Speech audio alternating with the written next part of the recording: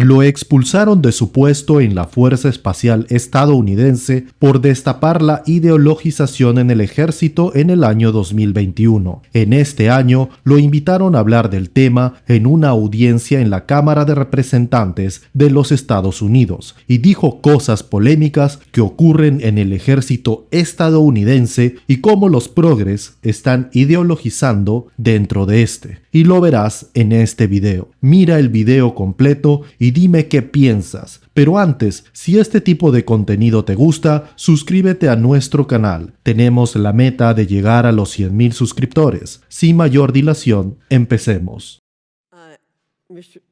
Lieutenant Colonel Lohmeyer, thank you for your service and for being here today. In 2021, the United States Military Academy, West Point, taught cadets critical race theory through a seminar titled Understanding Whiteness and White Rage.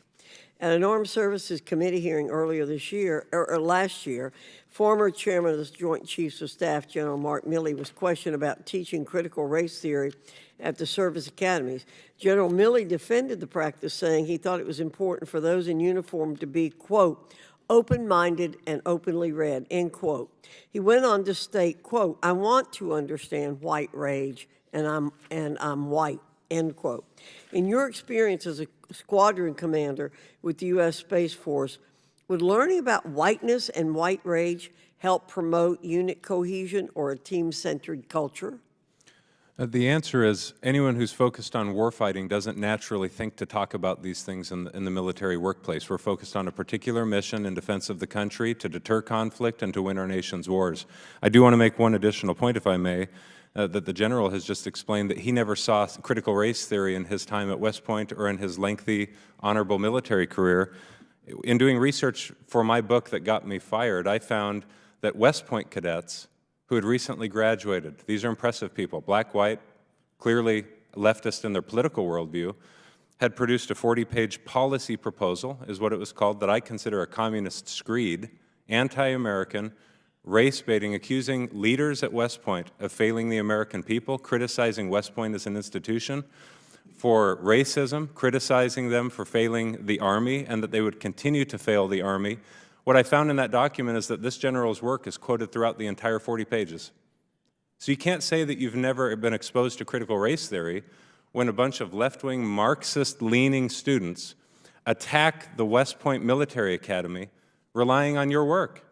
And so I'd be curious to find out if they consulted with him in the production of that 40-page policy proposal to topple statues at West Point, to rename buildings.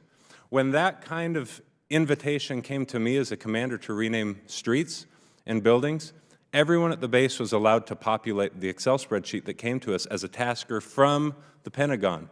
And I saw George Washington's name on that list because ideology that poisons the mind doesn't disambiguate between racists, evil men, and good men, and patriots. What they did is they said, he is a founder, he's white, I hate him, and we'd like to remove his name from buildings and streets. This is the kind of thing that ideology does to the military. It divides people. And the best evidence we've seen so far, 10 more seconds, is the recent testimony from university presidents who tried to excuse and contextualize genocidal rhetoric.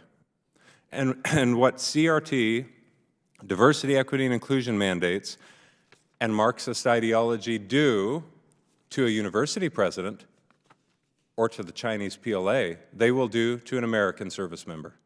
And I've seen it firsthand. Thank you. I think it would be wise for the committee to follow up on the report that you're talking about. So I hope we'll be able to do that. According to the Department of Defense website, its mission is to, quote, provide the military forces needed to deter war and ensure our nation's security, end quote. Do you think that teaching our future military leaders about whiteness and white rage will better prepare them to deter war and defend our nation? No, I do not. And do you believe promoting divisive concepts, you've, I think, indicated this, like critical race theory, have an impact on military recruitment and retention? Well, I've got some polling data here that, if we have time, I can cite, but this is one of the prevalent themes that shows up among active duty service members who have been polled. about their concerns about the direction the military is headed, why they're choosing to leave the service, and young Americans, why they're choosing not to join. They sometimes call it wokeness, that's colloquial, but they specifically, if they know what they're talking about, refer to critical race theory, and if you know what you're talking about, you know that it's rooted in Marxist ideology.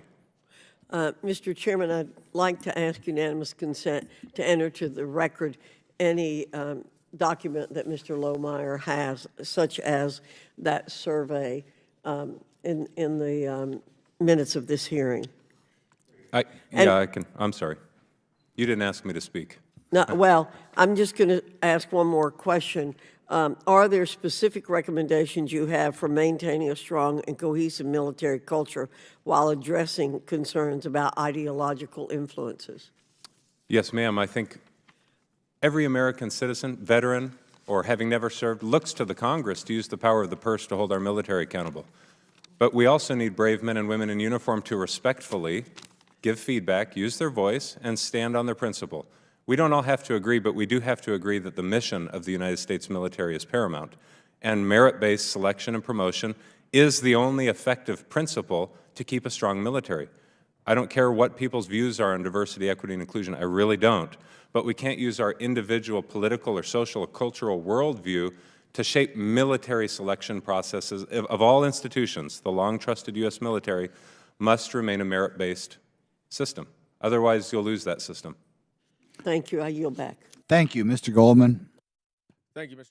La apoliticidad se refiere a la ausencia de afiliación o participación activa en asuntos políticos o partidistas. En este caso, el caso de las Fuerzas Armadas y otras instituciones. Esto implica que estas entidades se mantienen al margen de las disputas políticas, no se alinean con ningún partido político o ideología específica y adoptan una postura imparcial en sus operaciones y decisiones. La idea fundamental que respalda la apoliticidad en las Fuerzas Armadas es la necesidad de preservar la neutralidad política para garantizar que estas instituciones sirvan a toda la sociedad, independientemente de las afiliaciones políticas individuales. Hay algunas razones claves por las cuales se aboga por la apoliticidad en este ámbito. Por ejemplo, primero, al ser apolíticas, las Fuerzas Armadas están mejor posicionadas para cumplir con su función principal, que es proteger la seguridad y el bienestar de la sociedad en su conjunto. Al evitar alinearse con una ideología específica, se aseguran de no excluir a ningún segmento de la población y mantienen la confianza general de la sociedad. Además, la neutralidad política contribuye a la estabilidad institucional. Las Fuerzas Armadas son parte esencial de la infraestructura gubernamental y deben operar de manera constante e independiente de los cambios en la administración política. La apoliticidad ayuda a prevenir que las Fuerzas Armadas se vean arrastradas por cambios bruscos en la dirección política, garantizando así su coherencia y confiabilidad. La apoliticidad también está estrechamente vinculada con el profesionalismo militar. Los miembros de las Fuerzas Armadas se forman para cumplir con su deber sin sesgo político, siguiendo un código ético y normas profesionales. Esto fomenta la cohesión interna y permite que los militares trabajen de manera efectiva como un equipo independientemente de sus creencias políticas individuales. Asimismo, las Fuerzas Armadas, al mantenerse al margen de las ideologías políticas, preservan su legitimidad y la confianza del público. Si se percibe que el ejército favorece a un grupo político determinado por sobre otro, podría erosionar la confianza de la sociedad y comprometer su capacidad para cumplir su misión con eficacia. La apoliticidad en las Fuerzas Armadas no solo contribuye a su estabilidad y profesionalismo, sino que también protege su legitimidad y confianza pública. Además, ayuda a prevenir que estas instituciones se conviertan en instrumentos de agendas políticas particulares, asegurando asegurando que sus decisiones y acciones estén orientadas por consideraciones estratégicas y de seguridad en lugar de motivos políticos partidistas. ¿Y tú qué opinas? Déjamelo saber en los comentarios. Y aquí culminamos con este video. Si te gustó, dale like, comenta el video y compártelo. Gracias, hasta luego.